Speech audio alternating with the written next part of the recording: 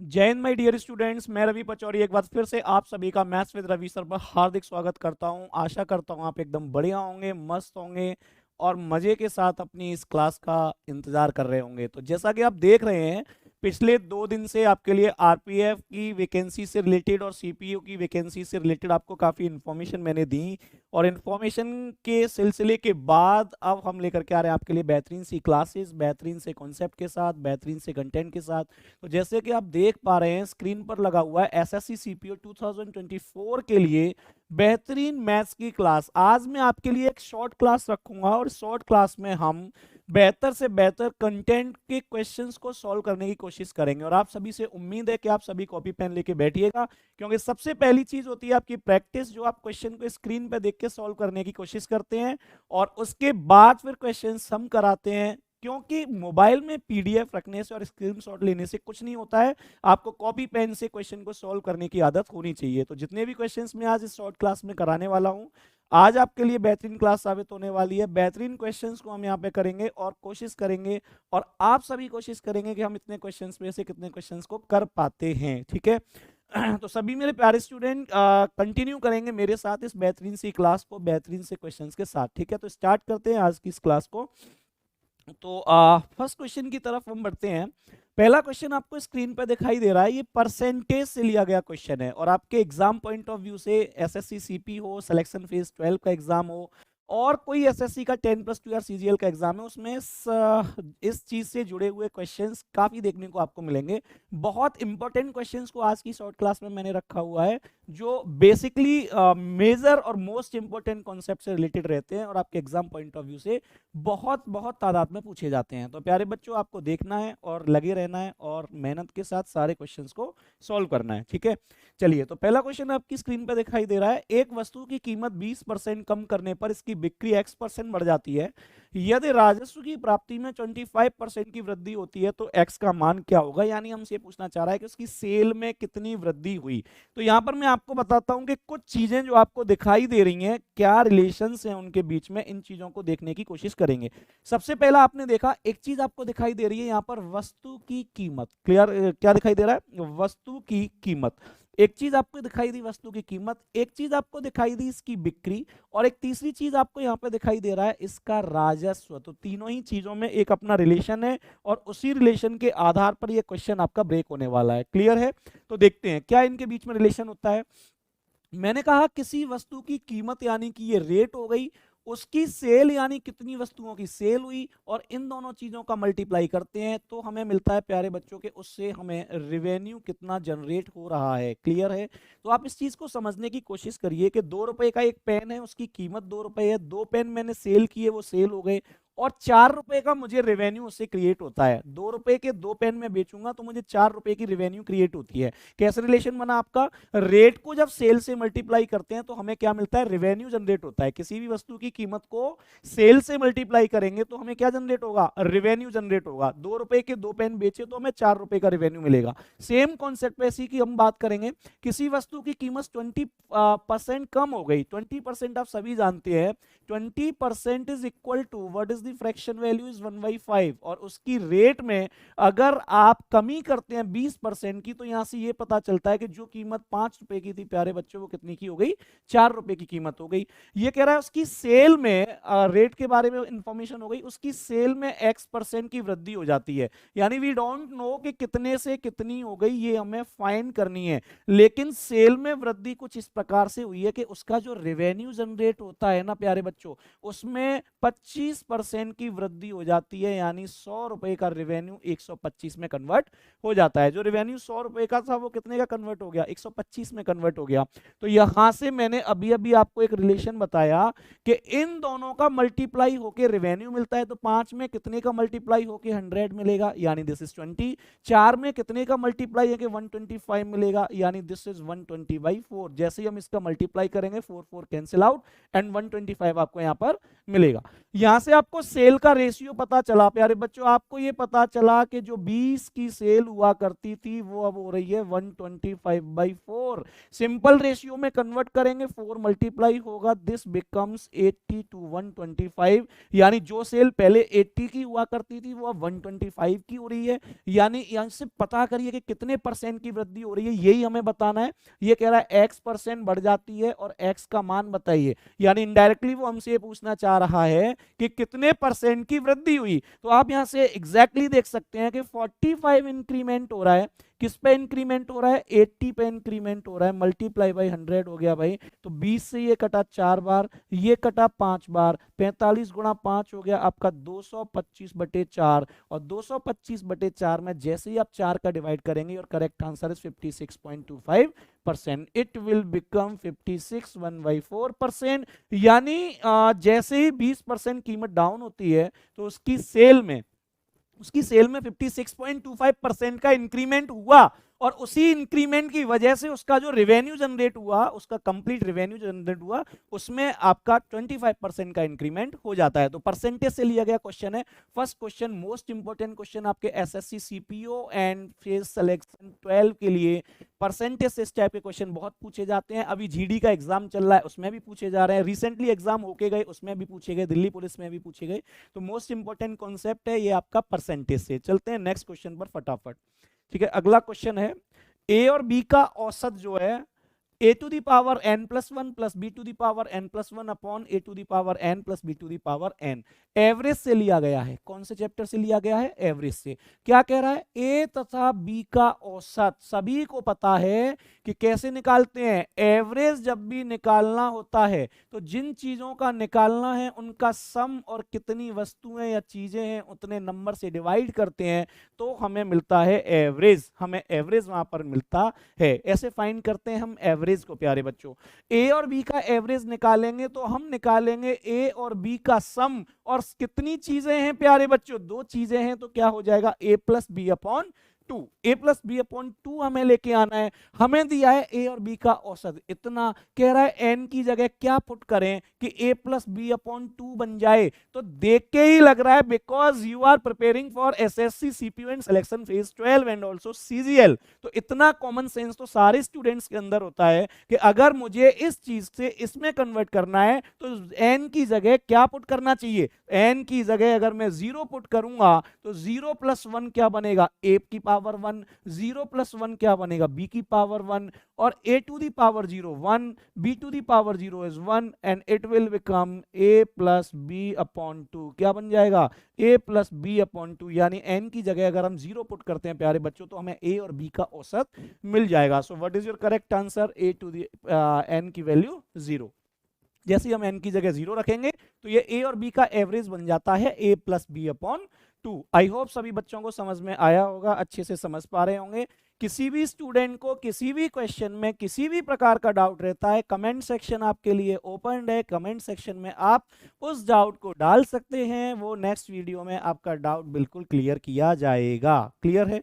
तो सभी स्टूडेंट्स जो है अपने डाउट्स को कमेंट सेक्शन में डालते रहेंगे। तो कैसा स्टूडेंट, सभी को क्लियर हुआ ये क्वेश्चन? चलते हैं नेक्स्ट क्वेश्चन पर, स्टार्ट करते हैं अगले क्वेश्चन को फटाफट। परसेंटेज से लिया गया क्वेश्चन है। ये पासिंग मार्क्स और फेल मार्क्स पे बेस्ड क्वेश्चंस होते हैं।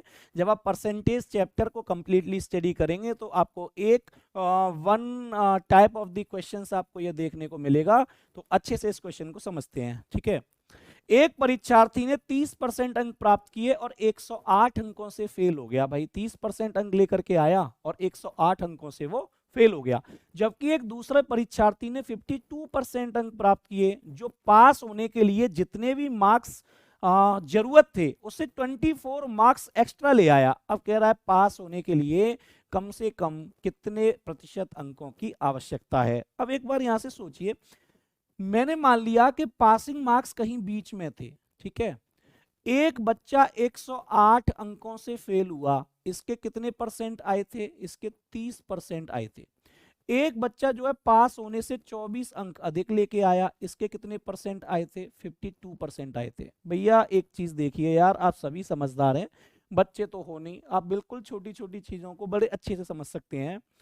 30% से लेकर के 52% लेकर के आया, तो ये कितना परसेंट बढ़ा दिया भाई इसने बढ़ा दिया 22%। कितना बढ़ा दिया? 22%। जब ये यहां से यहां पहुंचा तो 108 नंबर तो ये कवर किए होंगे और 24 ये कवर किए होंगे, तो टोटल कितना हो गया प्यारे बच्चों? 132। 22% जो है वो बराबर वैल्यू होल्ड करता है किसके? 132 यानी कि 132 के। पूरा पूरा डिवाइड होगा, यहां से 1% की वैल्यू निकल के आएगी। 1% इक्वल टू कितना हो गया? 6। यहां से कई बार पूछता है कि maximum marks of the exam कितने नंबर का था, पेपर कितने नंबर का था, परीक्षा के अधिकतम मार्क्स कितने थे, तो 100% की वैल्यू फाइंड कर देंगे, आपको निकल के आ जाएगा maximum marks of the exam कितना? 600। लेकिन हमसे क्या पूछा है कि पास होने के लिए कितने परसेंट नंबर चाहिए? भाई साहब 52% लेके आया था तो 24 नंबर ज्यादा थे, तो 24 का परसेंट देख लो और 52 में से घटा दो। तो हम क्या करेंगे, 6 नंबर 1% के बराबर है, तो 24 नंबर 4 का गुणा करके बन जाएगा, तो ये किसके बराबर हो जाएगा? 4% के बराबर हो जाएगा। इसका मतलब ये 52% में पास होने से 4% एक्स्ट्रा आ गया है। 4% कैसा आ गया है? एक्स्ट्रा आ गया है, उसे हटा दीजिए, तो 4% पीछे लेके जाएंगे तो पासिंग मार्क्स हो जाएगा प्यारे बच्चों 48%. So passing percentage equal to 48%. Your correct answer is D. Fourth is your correct answer 48%. प्यारे बच्चों, आई होप सभी को समझ में आ गया होगा। बहुत सिंपल सा क्वेश्चन है, बहुत ही छोटा सा क्वेश्चन है, अच्छे से क्लियर हो गया होगा। जिसको भी कोई डाउट रहे कमेंट सेक्शन में अपने डाउट को डालते जाइएगा, वीडियो को शेयर करते रहिएगा, ज़्यादा से ज़्यादा स्टूडेंट्स के लिए पहुंचे, ज़्यादा से ज़्यादा स्टूडेंट्स को इस कंटेंट की हेल्प मिले और फ़ायदा मिले। तो सभी लोग वीडियो को सब्सक्राइब और शेयर करना, लाइक करना ना भूलें, सभी स्टूडेंट्स तक एक बार पहुंचा दीजिएगा, ठीक है। चलिए, थैंक यू। नेक्स्ट क्वेश्चन की देखते हैं। नेक्स्ट क्वेश्चन क्या कह रहा है, स्क्रीन पर देखते हैं। एवरेज टॉपिक से लिया गया क्वेश्चन है, एवरेज टॉपिक से लिया गया है क्वेश्चंस। तो ये कह रहा है किसी क्रिकेट टीम में 2 खिलाड़ियों की आयु 17 और 20 वर्ष है। एक खिलाड़ी 17 वर्ष का था, एक खिलाड़ी 20 वर्ष का था। ये कह रहा है कि इनके स्थान पर 2 नए खिलाड़ी आ गए, तो 11 खिलाड़ियों की औसत आयु 2 महीने कम हो जाती है, तो नए खिलाड़ियों की औसत आयु क्या होगी? एवरेज की एक क्वालिटी होती है प्यारे बच्चों, एवरेज की एक बहुत ही सुंदर क्वालिटी होती है कि जितना स्पेस खाली हुआ है अगर वो बराबर आप भर देते हो तो एवरेज में कोई भी बदलाव नहीं होता है। तो जो एक 17 का गया, एक 20 का गया, स्पेस खाली हुई प्यारे बच्चों 37 ईयर्स की। कितने की स्पेस खाली हुई? 37 ईयर्स की। अगर यहाँ पर 2 प्लेयर 37 ईयर्स के ही आते, चाहे वो कितने के भी हों, 20-17 के हों, 30-7 के हों, 31-6 के हों, 25-12 के हों, लेकिन टोटल मिला के अगर वो 37 ईयर्स के हैं तो एवरेज पर कोई भी बदलाव नहीं होता। लेकिन ये 2 खिलाड़ियों के आने की वजह से 11 खिलाड़ियों की औसत आयु 2 महीने कम हो जाती है। तो भाई ये क्लियर हो गया ना कि 11 खिलाड़ियों के लिए 2-2 महीने कम लेकर के आ रहे हैं। ये आ रहे हैं 22 महीने कम लेकर के, और 22 महीने कम लेकर के ये आएंगे। तो जब आप इसमें से 22 महीने कम करोगे तो ये हो जाएगा 35 ईयर्स 2 मंथ्स। इसका मतलब जो 2 नए खिलाड़ी आ रहे हैं वो 35 साल 2 महीने के आ रहे हैं। कितने के आ रहे हैं? 35 साल 2 महीने के। लेकिन ये हमसे पूछ रहा है दोनों खिलाड़ियों की औसत आयु। औसत आयु के लिए क्या करेंगे? Divided by 2। अच्छा, अगर हम ये कहें कि दोनों खिलाड़ियों की अलग अलग आयु बताओ, तो हम नहीं बता सकते, कैन नॉट बी डिटरमाइंड। वो दोनों मिलाकर के 35 साल 2 महीने के हैं, लेकिन अलग अलग कितने के हैं ये हम कभी फाइंड नहीं कर सकते। वो कितने के भी हो सकते हैं, दोनों जुड़ के 35 साल 2 महीने के होंगे, लेकिन एवरेज बता सकते हैं दोनों का। एवरेज क्या होगा? Divided by 2। 35 डिवाइड होगा नहीं तो पूरे 1 साल को इधर शिफ्ट कर देंगे। 1 साल जब महीनों में शिफ्ट होगा तो वो 12 महीने लेकर के जाएगा। कितना? 12 मंथ्स लेकर के जाएगा। तो यहां रह जाएंगे 34 ईयर्स। क्या रह जाएगा यहाँ?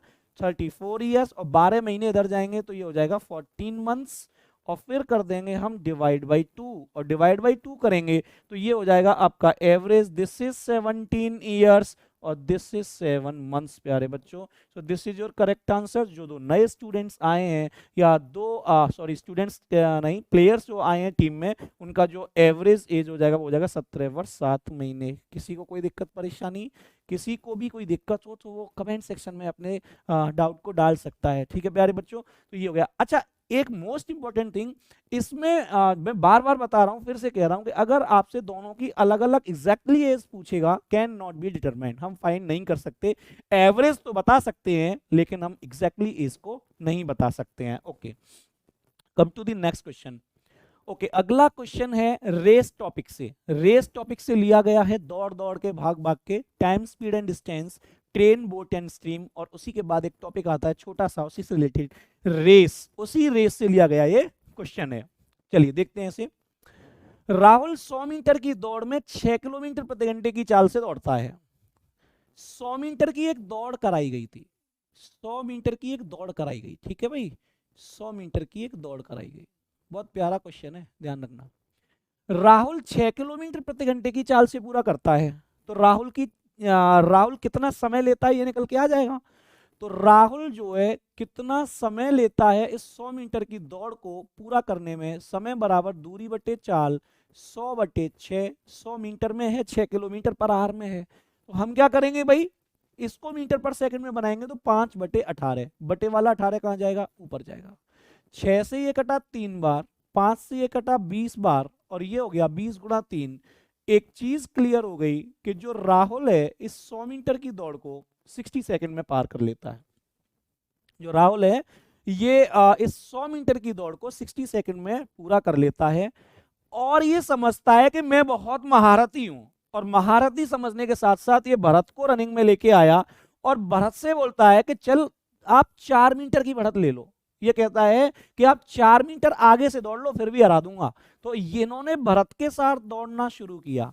इन्होंने कहा मैं तो दौड़ूंगा यहां से, राहुल, और भरत से कहा आप 4 मीटर आगे से दौड़ लो, 4 मीटर आगे से। और जब ये रनिंग पूरी हुई, ये रेस पूरी हुई, तो यहां पर राहुल पहुंचा और भरत पहुंचा यहां पे, यानी इसने फिर भी भरत को 4 सेकंड से हरा दिया। आगे से दौड़ाया फिर भी 4 सेकंड से हरा दिया। तो ये चीज क्लियर हो गई कि जब राहुल पहुंचता है 60 सेकंड में, तो प्यारे बच्चों भरत कितने सेकंड में पहुंचेगा, भरत 4 सेकंड बाद पहुंचेगा, क्योंकि ये कह रहा है 4 सेकंड से हरा देता है। तो ये पहुंचेगा आपका 64 सेकंड में। लेकिन भरत पूरा 100 मीटर तो दौड़ा ही नहीं, भरत पूरा 100 मीटर नहीं दौड़ा है। भरत कहां से दौड़ा है, 4 मीटर आगे से। दैट मीन्स 100 मीटर की दौड़ में 4 मीटर आगे से दौड़ेगा तो 96 मीटर दौड़ेगा। तो भरत 64 सेकंड में 96 मीटर दौड़ा है। यहां से भरत की स्पीड निकल के आएगी 96/64, ये हो गया मीटर पर सेकंड। सारे ऑप्शंस दिए हैं किलोमीटर पर आवर में, तो ये हो गया 18/5 मीटर पर सेकंड को किलोमीटर पर आवर में कन्वर्ट करने के लिए 16 से ये डिवाइड हुआ 4 बार, ये हुआ 6 बार, 2 से ये 3 बार, ये हो गया 2 बार, 2 से ये 9 बार, और ये हो गया 27/5 किलोमीटर पर आवर। और 27 में 5 का डिवाइड लगेगा तो your correct answer is 5.4 kilometre per hour. So your correct answer is 5.4 kilometre per hour. ये होगी आपकी भरत की चाल इस पूरी रनिंग के दौरान। इस पूरी रनिंग के दौरान जो है भरत की चाल रहने वाली है 5.4 किलोमीटर पर आवर। कोई दिक्कत परेशानी आए तो बताते रहिएगा, ठीक है। चलिए नेक्स्ट क्वेश्चन पर चलते हैं फटाफट। अगले क्वेश्चन पर चलते हैं फटाफट। अगला क्वेश्चन है दो संख्याओं के बीच का अंतर 3, उनके क्यूब का अंतर 999, तो उनके स्क्वायर्स का अंतर बताइए। आप इसे अलजेब्रा का भी क्वेश्चन कह सकते हैं, आप इसे नंबर सिस्टम का भी क्वेश्चन कह सकते हैं, दोनों में से किसी का भी क्वेश्चन कह सकते हैं। क्या कह रहा है एक बार देख लेते हैं। ये कह रहा है कि a माइनस बी, दो संख्याओं का डिफरेंस 3, दोनों के क्यूब का डिफरेंस है प्यारे बच्चों 999, और आपसे कह रहा है कि दोनों के स्क्वायर का अंतर बताइए हमें, ए स्क्वायर माइनस बी स्क्वायर बताइए। ए स्क्वायर माइनस बी स्क्वायर क्या होने वाला है, ठीक।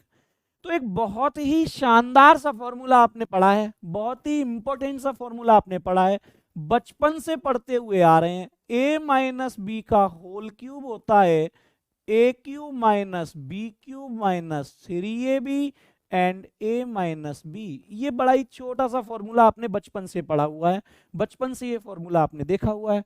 ए माइनस बी का होल क्यूब यानी 3 का होल क्यूब होता है 27, ए क्यूब माइनस बी क्यूब यानी कि 999 -3ab और a माइनस बी की वैल्यू हो गई 3 प्यारे बच्चों। सारी वैल्यूज उठा के हमने रख दी यहाँ पे। सारी वैल्यूज जब हमने उठा के रखी तो 3 और 3 9ab को इधर लाएंगे तो ये पॉजिटिव हो जाएगा 9ab, और 999 में से आप -27 इधर कर देंगे, ये 27 घट जाएगा। 9 का डिवाइड करेंगे तो ये कटेगा 111 और ये कटेगा 3 टाइम्स, तो ए बी की वैल्यू आ जाएगी प्यारे बच्चों 111 में से 3 गए तो ये हो गया 108। बड़ी ही एकदम बढ़िया इक्वेशन, बड़ी ही इंटरेस्टिंग इक्वेशन है यहाँ पे आपको बनी। आप ए और बी के बारे में कंफर्म हो गए, ए और बी ऐसी वैल्यू है जिनका डिफरेंस 3 और प्रोडक्ट 108। डिफरेंस देखेंगे तो 3 आएगा और प्रोडक्ट यानी कि गुणनफल देखेंगे तो 108 आएगा। आपके दिमाग में सीधा सीधा आएगा एक संख्या 12, एक संख्या 9, मल्टीप्लाई करेंगे तो 108 आएगा, डिफरेंस करेंगे तो 3 आएगा। So this is confirm, a is equal to 12 और b इज इक्वल टू 9। दोनों के स्क्वायर का डिफरेंस हमें चाहिए। 12 का स्क्वायर हो गया 144, 9 का स्क्वायर हो गया 81 और दोनों का जो डिफरेंस आएगा this is 63। So your correct answer is 63। दोनों के स्क्वायर्स का अंतर क्या हो जाएगा प्यारे बच्चों, दिस इज 63। ओके, तो आई होप सभी को अच्छे से समझ में आया होगा। बढ़िया तरीके से कमेंट करते रहिए और बताते रहिए क्वेश्चंस आपको समझ में आ रहे हैं कि नहीं। फटाफट बताइए सभी को एकदम क्लियर है सभी को एकदम क्लियर है कि नहीं, फटाफट से बताते रहिए। ओके, तो आई होप सभी को अच्छे से समझ में आया होगा। चलते हैं नेक्स्ट क्वेश्चन पर, फटाफट अच्छे से देखते हैं और क्वेश्चंस को बढ़िया तरीके से समझते हैं। ओके, जल्दी से करिए, फटाफट फटाफट फटाफट जल्दी से करते जाया करिए, जल्दी।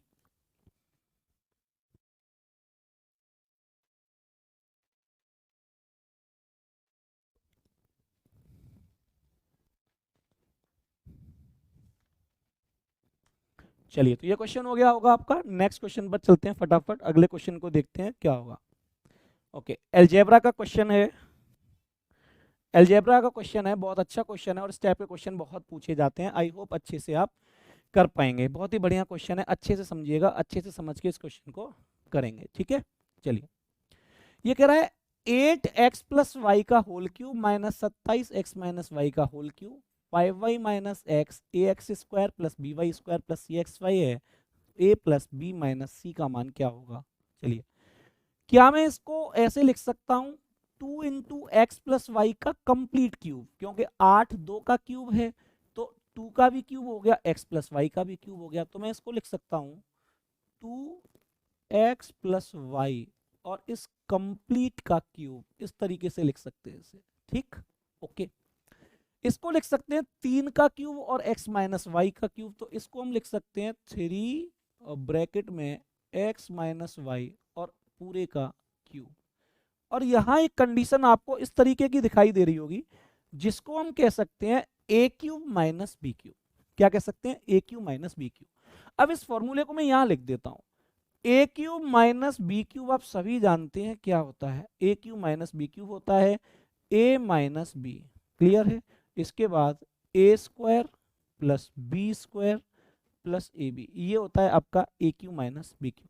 अब देखते हैं ये चीज यहाँ कैसे अप्लाई होती है।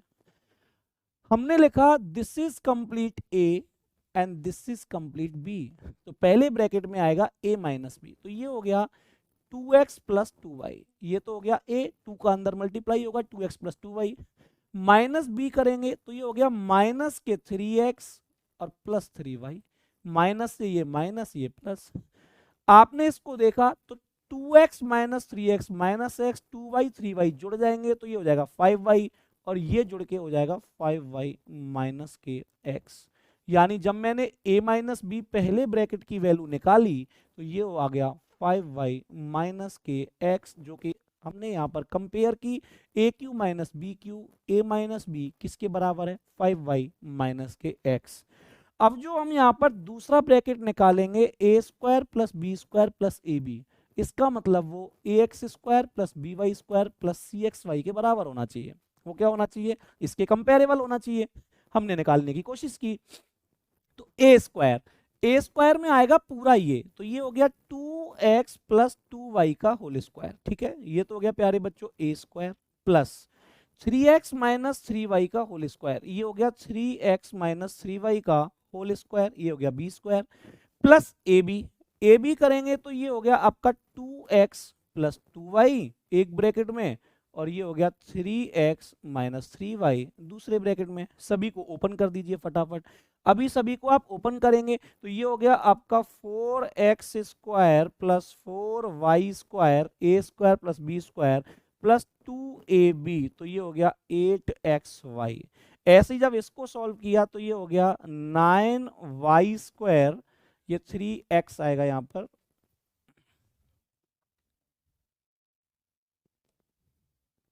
ये यहाँ पे x आएगा।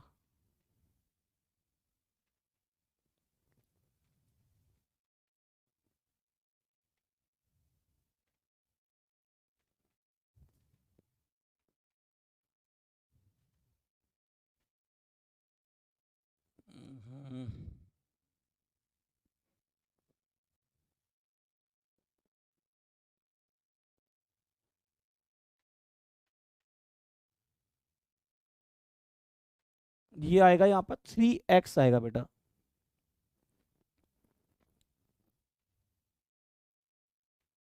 ये आ गया यहाँ पर ए स्क्वायर प्लस,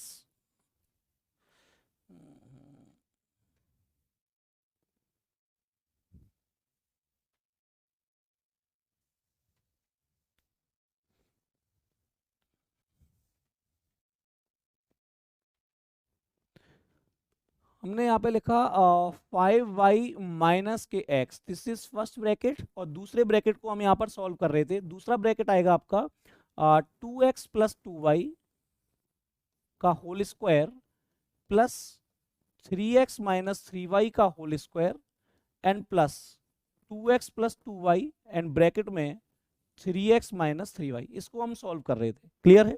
इसको हम यहाँ पर सॉल्व कर रहे थे। जैसे हम इसको सॉल्व करेंगे तो ये यहाँ पर क्या देगा हमें, ये देगा यहाँ पर 4x square plus 4y square plus 8xy, ए प्लस बी का होल स्क्वायर हुआ।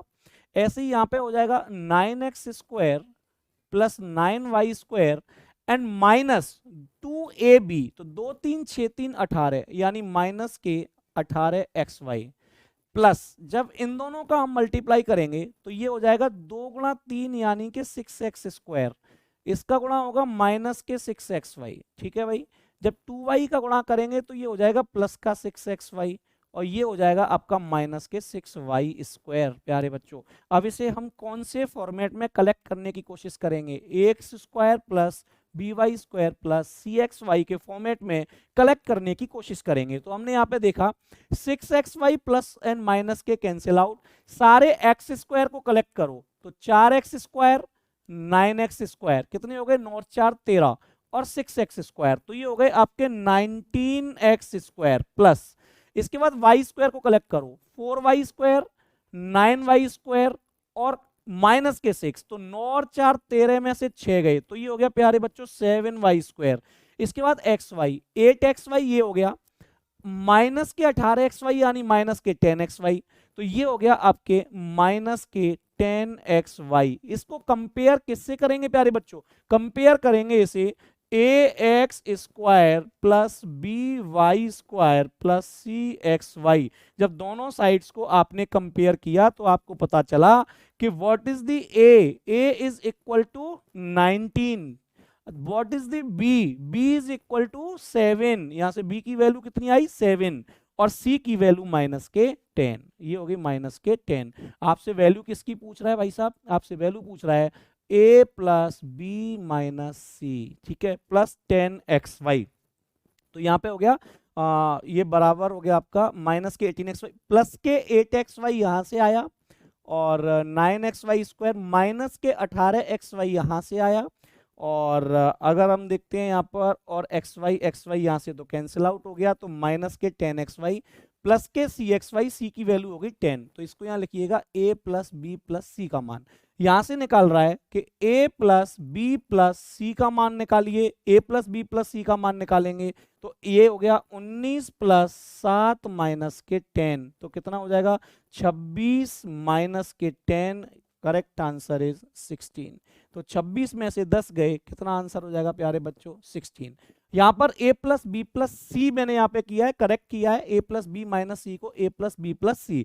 तो ये क्या हो जाएगा? a प्लस बी और c की वैल्यू माइनस के 10, करेक्ट आंसर इज 16। अगर हम ऐसा ही क्वेश्चन सॉल्व करते a प्लस बी माइनस के c, तो a की वैल्यू हो गई आपकी कितनी? 19, b की वैल्यू कितनी होगी? 7, और माइनस माइनस क्या हो जाएगा? प्लस सी की वैल्यू कितनी है? 10, तो ये हो जाएगा प्लस के 10। उस केस में आंसर हो जाएगा 26 एंड प्लस 10 कितना हो जाएगा? 36। तो अगर हम a प्लस बी माइनस सी निकालते हैं तो करेक्ट आंसर इज 36, और अगर हम a प्लस बी प्लस सी निकालते हैं तो करेक्ट आंसर इज 16। तो मैंने दोनों से ही करा दिया है, a प्लस बी प्लस सी से और a प्लस बी माइनस सी से। सो आई होप सभी को समझ में आ गया होगा। ये मैंने पहला ब्रैकेट यहीं सॉल्व कर दिया था जो a माइनस बी करके हमें मिल रहा है, तो इसको मैंने यहीं छोड़ दिया था। फिर हमने दूसरे ब्रैकेट को सॉल्व किया है a square plus B square plus A B को। तो आई होप सभी को क्लियर हो गया होगा क्वेश्चन। चलते हैं नेक्स्ट क्वेश्चन पर फटाफट और समझते हैं अगला क्वेश्चन क्या कह रहा है। अगला क्वेश्चन आपका स्टार्ट हुआ ट्रिग्नोमेट्री का ना, ट्रिग्नोमेट्री का अगला क्वेश्चन है, इसको हम अच्छे से समझते हैं क्या कह रहा है अगला क्वेश्चन। ठीक है, चलिए। Sec theta into cos theta plus sine theta equal to under root 2 है, ये इसके बराबर है। तो बताइए 2 sine theta upon cos theta minus sine theta का मान क्या होगा? आपको पता है सेक थीटा क्या होता है प्यारे बच्चों? सेक थीटा होता है 1 upon cos theta. Sec theta की वैल्यू आपको पता है क्या होती है? ये होती है आपकी 1 अपॉन कॉस थीटा। ठीक है, जैसे ही सेक थीटा यानी 1 अपॉन कॉस थीटा का हम अंदर मल्टीप्लाई करेंगे तो cos theta upon cos theta क्या हो जाएगा प्यारे बच्चों? प्लस हो जाएगा। और sine theta upon cos theta, sec होगा 1 अपॉन कॉस, तो जैसे ही मल्टीप्लाई होगा तो sign theta upon cos theta क्या होता है? टेन थीटा, और बराबर अंडर रूट 2 हो जाएगा। टेन थीटा की वैल्यू यहां से कितनी आएगी प्यारे बच्चों? टेन थीटा की वैल्यू आएगी रूट 2 माइनस के 1। टेन थीटा को हम क्या लिख सकते हैं भाई? इसको लिख सकते हैं sine theta upon cos theta equal to root 2 minus 1 upon 1। यहां से हमें रेशियो पता चल गया प्यारे बच्चों कि साइन थीटा रूट 2 माइनस 1 है तो कॉस थीटा 1 होगा, साइन थीटा रूट 2 माइनस 1 है तो कॉस थीटा 1 होगा। उठा के इसकी वैल्यू निकाल दीजिए। वैल्यू किसकी निकालनी है? हमें निकालनी है 2 sine theta upon cos theta minus sine theta, cos theta minus sine theta, दोनों की रेशियो वैल्यू उठा के रख दीजिए। साइन थीटा की वैल्यू रूट 2 माइनस 1, तो 2 into root 2 minus 1 upon cos theta बराबर 1 minus sine theta root 2 minus 1, तो हो जाएगा माइनस रूट 2 प्लस 1। क्या हो जाएगा प्यारे बच्चों? ये हो जाएगा 2 और ब्रैकेट में रूट 2 माइनस के 1, 1 और 1 2 माइनस रूट 2 हमने कॉमन ले लिया, तो ये हो गया 2 माइनस रूट 2। इसमें से रूट 2 कॉमन लेंगे तो ब्रैकेट में रह जाएगा root 2 minus 1। Root 2 minus 1 root 2 minus 1 cancel out, और रूट 2 से जब 2 कैंसिल आउट होगा तो आपके पास क्या आएगा प्यारे बच्चों? Root 2। So this is your correct answer, this is your correct answer for this question. So trigonometry का पहला क्वेश्चन आपके आज की सीरीज में आया, आई होप अच्छे से समझ में आया होगा। साइन थीटा कॉस थीटा जब हम डिवाइड करते हैं, साइन थीटा अपन कॉस थीटा बनता है टेन थीटा, वही हमने यहाँ पर पुट किया हुआ है। Sine theta and cos theta के रेशियो को हमने एक्सप्रेशन में रखा और हमें आंसर मिल गया जो पूछा जा रहा है। आई होप सभी को समझ में आया होगा अच्छे से, क्लियर। चलिए आगे चलते हैं नेक्स्ट क्वेश्चन पर। नंबर सिस्टम का क्वेश्चन कह सकते हैं, ऐसे नंबर सिस्टम टॉपिक से लिया गया एक क्वेश्चन है। अच्छे से सॉल्व करेंगे, बढ़िया तरीके से क्वेश्चन को करने की हम कोशिश करते हैं। ठीक है, और ये लॉजिकल क्वेश्चन है, यानी बिल्कुल बेसिक कॉमन सेंस पे आधारित क्वेश्चन है और इस पे कोई बहुत ज्यादा दिमाग लगाना नहीं है। ये कह रहा है ए तथा बी धनात्मक पूर्णांक हैं, पॉजिटिव इंटीजर्स। धनात्मक पूर्णांक क्या होते हैं प्यारे बच्चों? 1 2 3 4 5 all natural numbers are positive integers, है ना। जितने भी नेचुरल नंबर्स होते हैं वो सारे के सारे क्या कहलाए जाते हैं? वो पॉजिटिव इंटीजर्स कहलाए जाते हैं। तो सारे के सारे positive integers. A plus B plus A b बराबर 65, a plus B plus A b बराबर 65। ठीक है, कॉमन सेंस का यूज करना है, वैल्यू पुटिंग मेथड का यूज करना है प्यारे बच्चों। तो हम यहां पर लगाएंगे वैल्यू पुटिंग, अलजेब्रा का वैल्यू पुटिंग मेथड हम यहां यूज करेंगे।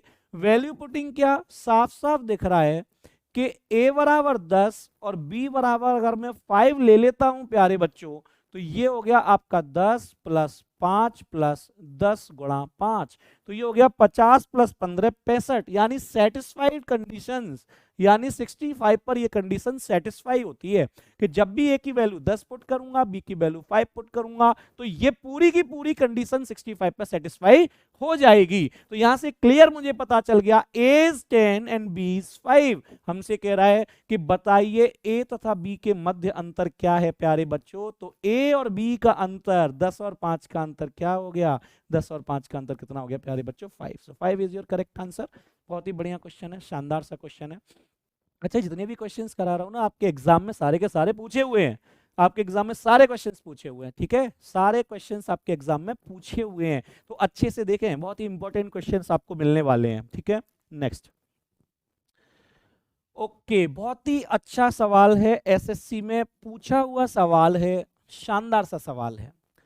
ये कह रहा है a इज इक्वल टू 1/0.4 प्लस 1/0.04 plus dot dot dot plus up to 8th terms, यानी 8 पदों तक ऐसा है, यानी 8 पदों तक ऐसा है। पहला टर्म, दूसरा टर्म, तीसरा टर्म और ऐसे ऐसे 8 टर्म, हर एक टर्म में पॉइंट के बाद एक डिजिट बढ़ती हुई चली जाएगी। देखो, इस सवाल को करने का एक बहुत ही शानदार सा तरीका आपको बताता हूं। एक होता है, मैं बहुत जल्दी इसकी क्लास लेके आऊंगा आपके लिए, डिजिटल सम कॉन्सेप्ट, यानी हम नंबर सिस्टम के कुछ इस तरीके के सिंप्लीफिकेशन के क्वेश्चन को डिजिटल सम कॉन्सेप्ट से चुटकियों में उड़ा देते हैं, चुटकियों में उड़ा देते हैं। कोई बहुत ज्यादा इस पे कैलकुलेशन करने की जरूरत नहीं है। अगर हम इसकी बेसिक कैलकुलेशन करने लग जाते हैं तो बहुत ही टफ हो जाएगा ये सवाल, और इतना आसानी से इसका आंसर नहीं आएगा, बहुत आपको उलझा के रख देगा एग्जाम के अंदर। डीएस कॉन्सेप्ट का अप्लाई करेंगे, जल्दी से फटाफट इस क्वेश्चन को उड़ा देंगे। कैसे उड़ाएंगे, देखिए, डिजिटल सम मतलब अंकों का योग। मैं सभी के अंकों का योग देखता हूं तो ऊपर तो सारे 1 1 आएंगे, नीचे सारे 4 4 4 4, चाहे वो 4 हो, 0 4 हो, 0 0 4 हो, 0 0 4 हो, 0 0 0 4 हो, सारे अंकों का योग, अंकों का योग तो 4 ही आएगा। तो इस कॉन्सेप्ट के आधार पर हम क्या करते हैं, ये हो गया 4, पर ये भी अंकों का योग 4, ये भी अंकों का योग 4 हो गया प्यारे बच्चों, एंड सो ऑन। कितना हो गया, ये 8 टर्म्स तक हो गया। डिजिटल सम कॉन्सेप्ट में हम पढ़ते हैं कि जब नीचे 4 आ जाए तो ऊपर नीचे 7 का गुणा कर देते हैं, तो नीचे बनता है 7 4 28, 28 का बनता है 2 और 8, 2 और 8 मिलके बनाते हैं 10, और 10 के अंकों का योग बनता है 1, और 1 से किसी चीज में डिवाइड देते हैं तो कोई भी प्रभाव नहीं पड़ता है। तो हम नीचे के सारे 4 को काट करके ऊपर 7 7 7 और 7 7 बना देते हैं। कितने बार, 8 बार। जब 8 बार साथ साथ जुड़ेगा तो ये 56 हो जाता है। 56 के अंक जुड़ेंगे तो 11 हो जाता है, 11 के अंक जुड़ेंगे तो ये 2 हो जाता है। तो डिजिटल सम कॉन्सेप्ट कहता है कि जब इसके अंकों का योग 2 आ रहा है तो इसका जो आंसर होगा उसके भी अंकों का योग 2 ही आएगा। तो हम ऑप्शन को चेक करते हैं। हमने देखा यहां पर 7 और 2 9 और 7 16 और 7 23 और 7 30, 30 के अंकों का योग 3। फिर आगे चलते हैं, 3 और 7 10 और 7 17 और 7 24 और 5 29, 29 के अंकों का योग हो जाता है 2 और 9 11, और 11 के अंकों का योग हो जाता है 2। यानी यही वो ऑप्शन है जिसका डिजिटल सम सवाल के डिजिटल सम के बराबर है। और जब भी क्वेश्चन के डिजिटल सम के बराबर जिस भी ऑप्शन का डिजिटल सम होगा वही हमारा आंसर होगा। जो भी स्टूडेंट डिजिटल सम पढ़ चुके हैं वो अच्छे से समझ गए होंगे, लेकिन जो डिजिटल सम नहीं पढ़े हैं उनके लिए मैं बहुत ही जल्दी डिजिटल सम की क्लास लेके आने वाला हूं, उसमें आपको सारी दिक्कतें क्लियर हो जाएंगी। तो इस टाइप के क्वेश्चंस को हम डिजिटल सम से करें वो ज्यादा बेहतर है, जिससे कि आप एग्जाम में अपने समय को और अपनी कैलकुलेशन को और गलती होने की प्रोबेबिलिटी को कम कर सकें। ठीक है भाई, चलिए नेक्स्ट क्वेश्चन चलता है। बहुत ही बेसिक कैलकुलेशन पे बेस्ड क्वेश्चन है, बहुत ही आसान क्वेश्चन है, दिमाग लगाएंगे, पजल टाइप क्वेश्चन है, अर्थमेटिक पजल टाइप से हम कह सकते हैं इसको। तो वो क्वेश्चन लिया गया है, आई होप सभी कर सकते हैं अच्छे तरीके से। फटाफट करिए। यदि एक बच्चे को 3 टॉफियां दी जाती हैं तो 5 टॉफियां बच जाती हैं। यदि एक बच्चे को 4 टॉफियां दी जाती हैं तो 10 बच्चे बच जाते हैं। तो बांटी जाने वाली कुल टॉफियों की संख्या बताइए। ठीक है, एक बच्चे को 3 टॉफियां दी जाती हैं तो 5 टॉफी बच जाती है। हमने मान लिया कि माना जो टोटल बच्चे थे, माना टोटल बच्चे जो थे वो थे प्यारे बच्चों x। माना टोटल बच्चे कितने थे, x। अब ये कह रहा है कि जब एक बच्चे को 3 टॉफियां दी गई तो 5 बच गई। जब एक एक बच्चे को 3 टॉफी दी जाएंगी तो 3x टॉफी बांटी जाएंगी और 5 अलग से बचेंगी, वो हो गई अलग। अब कह रहा है यदि एक बच्चे को 4 टॉफियां दी गई तो 10 बच्चे बच गए। इन्हीं टॉफियों को 4-4 के हिसाब से बांटा तो x माइनस 10 बच्चों में बट गई, यानी 10 बच्चे तो बच गए ना, उन्हें तो टॉफी मिली ही नहीं है। तो इन्हीं टॉफी को जब 4-4 करके बांटा गया तो x माइनस 10 बच्चों को ही मिल पाई। ये टॉफी और ये टॉफी आपस में कैसी हैं, बराबर। सॉल्व कर दीजिए तो ये हो गया 3x plus 5 equal to 4x minus के 40। x एक तरफ तो x की वैल्यू हो गई प्यारे बच्चों कितनी, 45। x की वैल्यू 45 हो गई। आपसे क्या पूछ रहा है एक बार देख लीजिए, आपसे कह रहा है कि बांटी जाने वाली कुल टॉफियों की संख्या, तो उठा करके इसकी वैल्यू निकाल दीजिए, चाहे इसकी निकाल दीजिए, यही तो टॉफियों की संख्या है। तो 3x की वैल्यू 45 प्लस 5, 45 गुणा 3 135 और 5 कितना हो गया 140। यानी टोटल टॉफी जो बांटी जा रही थी प्यारे बच्चों वो कितनी थी, 140 टॉफियां यहाँ पर बांटी जा रही थी। 140 टॉफियां यहाँ पर बांटी जा रही थी प्यारे बच्चों। ओके, चलिए अगले क्वेश्चन को देखते हैं। अगला क्वेश्चन क्या कह रहा है। ओके, नेक्स्ट क्वेश्चन अगेन, अगला क्वेश्चन फिर से आपको यहाँ पे देखने को मिल रहा है ट्रिग्नोमेट्री से। बहुत ही अच्छा क्वेश्चन है। त्रिभुज एबीसी बी पर समकोणित है यदि कॉट सी बराबर 3। कोई भी एक राइट एंगल ट्राइंगल है, बी पर है राइट एंगल, ये ए हो गया ये सी हो गया। अच्छा प्यारे बच्चों, अगर ये 90 है, मान के चलो एंगल बी इक्वल टू 90 डिग्री, तो एंगल ए प्लस एंगल सी भी तो 90 डिग्री हो जाएगा, क्योंकि त्रिभुज के तीनों कोणों का योग क्या होता है, 180 होता है। किसी भी ट्राइंगल के 3 एंगल्स का जो सम होता है वो कितना होता है, 180 डिग्री। अगर एंगल बी 90 है तो एंगल ए एंड सी भी तो 90 होगा, होगा कि नहीं होगा। तो यहां से हम कह सकते हैं angle a equal to 90 minus c और angle c equal to 90 minus a. वैसे तो इस सवाल को करने के बहुत सारे तरीके हैं, बहुत सारे तरीकों से कर सकते हैं, लेकिन मैं आपको बता रहा हूं बेस्ट अप्रोच क्या हो सकती है। इस सवाल को करने की best approach and short approach क्या हो सकती है, उस पर हम यहाँ बात करने वाले हैं। तो अब ये कह रहा है कि बताइए cos c into sine c plus sine a और sine a into cos c minus cos a. ये कह रहा है कॉट सी बराबर 3 है, कॉट सी बराबर 3। कॉट होता है क्या, कॉस सी अपॉन साइन सी, कॉस सी अपॉन साइन सी, और इसको लिख सकते हैं 3 अपॉन 1। प्यारे बच्चों कॉस सी अगर 3 है तो साइन सी क्या होगा 1। कॉट सी होता है कॉस सी अपॉन साइन सी और 3 को लिख लिया हमने 3/1। यहां से हमें पता चला कि कॉस सी अगर 3 है, कॉस सी अगर यहाँ पे 3 है तो साइन सी क्या हो जाएगा 1। इस एक्सप्रेशन की वैल्यू निकालनी है, इस एक्सप्रेशन की वैल्यू निकालनी है। अब देखिए जब a प्लस सी बराबर 90 हो जाए तो साइन ए और कॉस सी बराबर हो जाते हैं, तो ये कैंसिल आउट हो जाएगा। ट्रिग्नोमेट्री में हमने पढ़ा है जब एंगल a प्लस बी बराबर 90 तो साइन ए बराबर कॉस बी और कॉस ए बराबर साइन बी। कब, जब एंगल a प्लस बी बराबर 90। तो यहां भी एंगल a प्लस सी बराबर 90, तो साइन ए और कॉस सी एक ही बात हो जाती है, एक ही बात हो जाएगी। ठीक है, अब लिखते जाइए साइन सी, साइन सी इसको लिखिए, यहां पे किसकी वैल्यू निकालनी है, साइन सी। साइन सी के बाद साइन ए। अब साइन ए की वैल्यू मुझे पता नहीं है, मुझे तो कॉस सी की वैल्यू पता है, और साइन ए कॉस सी के बराबर होगा क्योंकि एंगल ए प्लस एंगल सी 90। तो साइन ए को लिख सकता हूं मैं कॉस सी, ये हो गया आपका कॉस सी अपॉन नीचे हो गया कॉस सी। अब कॉस ए की वैल्यू मुझे पता नहीं है, तो कॉस ए बराबर हो जाएगा साइन सी के, क्योंकि दोनों 90 के बराबर है, तो ये हो जाएगा माइनस के साइन सी। उठा के वैल्यू रख दीजिए, साइन सी है प्यारे बच्चों 1 प्लस 3 और ये है प्यारे बच्चों 3 माइनस 1, 4/2 और आपका आंसर आ जाएगा प्यारे बच्चों 2। करने के बहुत तरीके हैं इस सवाल को, लेकिन आपको शॉर्टेस्ट अप्रोच जो होगी, जो बेहतरीन अप्रोच होगी, वही मैं आपको यहाँ बताऊंगा, जिससे कि आपको कुछ बेनिफिट मिले और फायदा मिले। क्लियर है? तो जो शॉर्टेड अप्रोच होगी वही मैं आपको यहाँ पे बताने वाला हूं, तो इस अप्रोच पे काम करिए। ये अप्रोच आप देखिए कि कैसे ये सवाल ना। वैसे बहुत सारे तरीके हैं, आप यहाँ से कॉट ए भी निकाल सकते हो, a b sine a b cos c, सारा कुछ निकाल सकते हो, सारी वैल्यू निकाल सकते हो यहाँ से, लेकिन उसमें कैलकुलेशन और थोड़ा सा स्टेप ज्यादा हो जाएंगे, तो उससे बचने के लिए हमने शॉर्टेड अप्रोच का यूज कर लिया। चलते हैं नेक्स्ट क्वेश्चन पर फटाफट। अगला क्वेश्चन देखते हैं फटाफट। अगला क्वेश्चन क्या कह रहा है?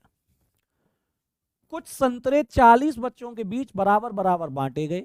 यदि 20 बच्चे अधिक होते तो प्रत्येक बच्चे को 5 संतरे कम मिलते। बताइए कि प्रारंभ में बांटे गए संतरों की संख्या क्या थी। पूछा गया क्वेश्चन है एग्जाम में। सारे क्वेश्चन आज की शॉर्ट क्लास में मैं पूछे गए ही लेकर के आया हूं, है ना, तो अच्छे से करेंगे। बहुत बढ़िया क्वेश्चन है। कुछ संतरे 40 बच्चों के बीच बराबर बांटे गए। यदि 20 बच्चे अधिक होते तो प्रत्येक बच्चे को 5 संतरे कम मिलते। मैंने मान, संतरों की संख्या आपसे पूछ रहा है, मैंने मान लिया, माना प्रत्येक बच्चे को, माना प्रत्येक बच्चे को x संतरे दिए गए, x ऑरेंज। तो जब 40 बच्चों में बराबर बराबर बटेंगे तो टोटल कितने बट गए? 40x। अगर 20 बच्चे अधिक हो जाते, मान के चलो 60 हो गए बच्चे, तो कह रहा है कि प्रत्येक बच्चे को 5 संतरे कम मिलते। तो 60 को मिलते x माइनस के 5। ये हो गया। यहां जितने संतरे थे यहां भी उतने ही संतरे हैं टोटल। 40 में बट रहे थे तो x के हिसाब से बट रहे थे, और जब 20 बढ़े 60 तो संतरे हो गए 5 कम, तो x माइनस 5। उठा करके संतरों की संख्या हो गई बराबर। ये हो गया 40x equal to 60x minus के 300। 60x में से 40x घटेगा तो 20x की वैल्यू हो गई आपकी 300। 0 से 0 कटा, x की वैल्यू हो गई प्यारे बच्चों 15। यानी प्रत्येक बच्चे के हिस्से में, प्रत्येक बच्चे के हिस्से में 15 संतरे आ रहे थे। अब आपसे कह रहा है कि संतरों की संख्या कितनी थी, तो टोटल संतरे थे 40x। तो 40 गुणा 15 प्यारे बच्चों कितना हो गया? टोटल जो संतरे थे वो कितने थे? 600। क्लियर है? तो टोटल संतरे वो कितने थे? 600 संतरे थे, जिनके बारे में बात की जा रही है। क्लियर है? चलते हैं भाई नेक्स्ट क्वेश्चन फटाफट। बहुत ही शानदार क्वेश्चन है टाइम स्पीड एंड डिस्टेंस का। एक ट्रक एक निश्चित चाल से 540 किलोमीटर की दूरी 9 घंटे में तय करता है। भाई ट्रक की चाल निकल के आ जाएगी बड़ी आसानी से। ट्रक की चाल, ट्रक की स्पीड, ये 540 किलोमीटर, चाल बराबर दूरी बटे समय 9 घंटे में, तो ये कट के पूरे इसकी स्पीड आ गई 60 किलोमीटर पर आवर। क्या होगी भाई? 60 किलोमीटर पर आवर। आगे चलते हैं। यदि कार की औसत चाल इस ट्रक की चाल से 16 किलोमीटर पर घंटा अधिक है, तो यहां से भाई साहब आप कार की चाल निकाल सकते हो। तो यहां से आप निकाल सकते हो कार की स्पीड 16 अधिक है, तो ये हो गई आपकी 76 किलोमीटर पर आवर। देखो एसएससी में पूछा हुआ क्वेश्चन है ये, एसएससी में पूछा हुआ क्वेश्चन है, और कितना आसान सा क्वेश्चन पूछ रहे हैं एग्जामिनर्स। इसका कोई जवाब ही नहीं है इसका। बहुत बहुत बहुत आसान क्वेश्चन पूछे जा रहे हैं। क्लियर है? आगे चलते हैं। आगे क्या कह रहा है? आगे कह रहा है कि ट्रक द्वारा तय की गई दूरी से 68 किलोमीटर अधिक दूरी तय करने में कार को कितना समय लगेगा। डिस्टेंस कितनी तय करनी है? ट्रक ने तय करी थी 540, इससे 68 किलोमीटर ज्यादा तय करने की कह रहा है। तो ये हो गया भाई साहब 608 किलोमीटर। 540 और 60 हो गए 600 और 8 किलोमीटर। कार से तय करवाना है तो कितना समय लगेगा? समय बराबर दूरी बटे चाल। 608 को 76 किलोमीटर पर आवर से तय करवाना है। 76 किलोमीटर पर आवर से तय करवाना है। 19 से काटा, 19 चौके 76, 19 3 57, 19 दूनी 38, 4 से हो गया 8 बार, और समय निकल के आ गया प्यारे बच्चों 8 घंटे। यानी वो कार ट्रक से 68 किलोमीटर ज्यादा दूरी को 8 घंटे में तय कर लेगी, और जिसकी चाल ट्रक से 16 किलोमीटर पर आवर ज्यादा है, 16 किलोमीटर पर आवर ज्यादा है प्यारे बच्चों। क्लियर है? तो आई होप सभी को समझ में आ गया होगा। सीधा सीधा बेसिक सा क्वेश्चन पूछा गया है, सीधा सीधा क्वेश्चन बिल्कुल बेसिक सी लैंग्वेज में बोला गया है। जैसे जैसे बोलता गया है वैसे वैसे आप उसे करते जाओ, हो जाएगा। नेक्स्ट क्वेश्चन करते हैं। अगला क्वेश्चन क्या कहता है, इसको भी अच्छे से समझते हैं। बहुत ही अच्छा क्वेश्चन है, प्रॉफिट एंड लॉस से लिया गया है ना, प्रॉफिट एंड लॉस टॉपिक से क्वेश्चन लिया गया है। एग्जाम में आपके में पूछा गया है, अच्छे से क्वेश्चन को करने की कोशिश करिए। चलिए क्या कह रहा है, एक मोबाइल फोन को 25,000 रुपए में खरीदा गया। उस मोबाइल फोन के उपयोग के कारण उसके मूल्य में प्रत्येक वर्ष 5% की गिरावट आ जाती है। तो 2 वर्ष के बाद उसकी कीमत क्या होगी? भाई 5% रेट में अगर डाउन होगा, मान के चलो वो 25,000 का था, पहले साल में 5% गिरावट हुई तो वो 95% का रह गया। अरे भाई जब 5% की गिरावट होगी तो कितने का रह जाएगा? 95% का। उससे अगले साल में फिर से 5% की गिरावट हुई तो फिर से ये 95% का रह गया। ये कीमत हो जाएगी 2 साल के बाद। One step question, one step solution, question का वन स्टेप सॉल्यूशन है, ठीक है। ये कीमत रह जाएगी उसकी 2 साल के बाद। सॉल्व कर दीजिए फटाफट। तो आपने देखा 1 2 3 1 2 3, 5 से ये कटा 5 बार और ये कटा 2 बार। 95 का स्क्वायर होता है 9025, 9025 95 का एंड डिवाइडेड बाई 2। 9025 का मल्टीप्लाई करेंगे 5 में 2 से करेंगे डिवाइड, उसकी 2 साल बाद की कीमत निकल के आ जाएगी। तो 2 साल बाद की कीमत हमें निकालनी है। तो जैसे ही मल्टीप्लाई करेंगे तो ये हो जाएगा 25 पंजे 125, 5 9 45, तो 45 125 डिवाइडेड बाई 2।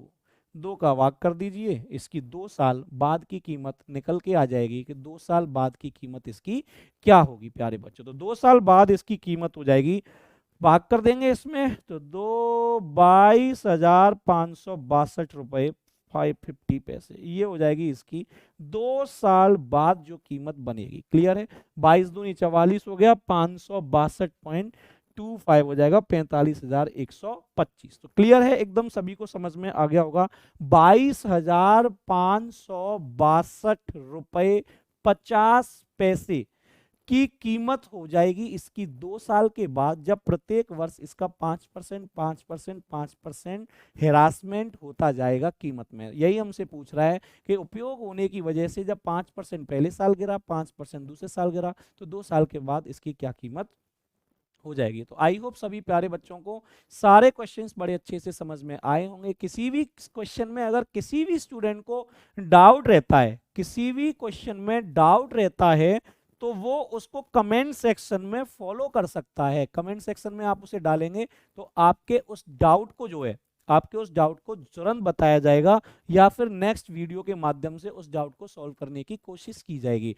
तो आज की क्लास को मैंने शॉर्ट क्लास ही रखा और शॉर्ट क्लास को देखते हुए मैंने पहली क्लास में एसएससी सीपीओ और आपके सिलेक्शन फेज 2 के जो क्वेश्चंस हैं उन क्वेश्चंस को एक जगह संकलित करके आज की क्लास थी, जिसमें मिक्सअप रहा, एलजेब्रा के भी क्वेश्चन रहे, अरिथमेटिक के भी रहे, ट्रिग्नोमेट्री के भी रहे, सारे चैप्टर से क्वेश्चन लेने की कोशिश करी। तो इन क्वेश्चंस में मैंने आपको बहुत कुछ समझाने की कोशिश की। आई होप सभी को पसंद आया होगा, मजेदार क्लास रही होगी, एंजॉय किया होगा।